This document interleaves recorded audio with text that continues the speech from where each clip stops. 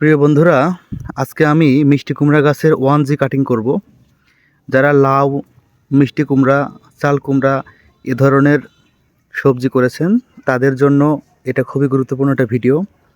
মিষ্টি কুমড়া গাছ সাধারণত 8 থেকে 10 পাতা হলেই আমরা 1G কাটিং করতে পারি।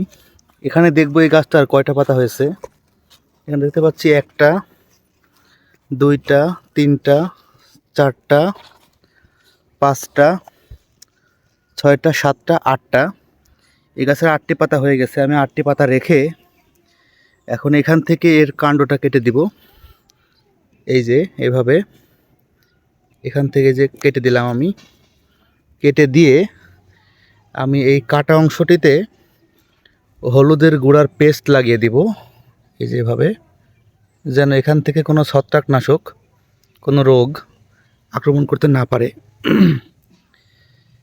এই ডগাটা কেটে দেওয়ার ফলে এই গাছের প্রত্যেকটি পাতার গোড়া থেকে নতুন করে আবার শাখা পোশাখা বের হবে এবং প্রত্যেকটি শাখা পোশাখা থেকে স্ত্রী ফুল হবে আর কি, এবং এখান থেকে অনেক বেশি ফলন পাওয়ার সম্ভাবনা রয়েছে। ধন্যবাদ।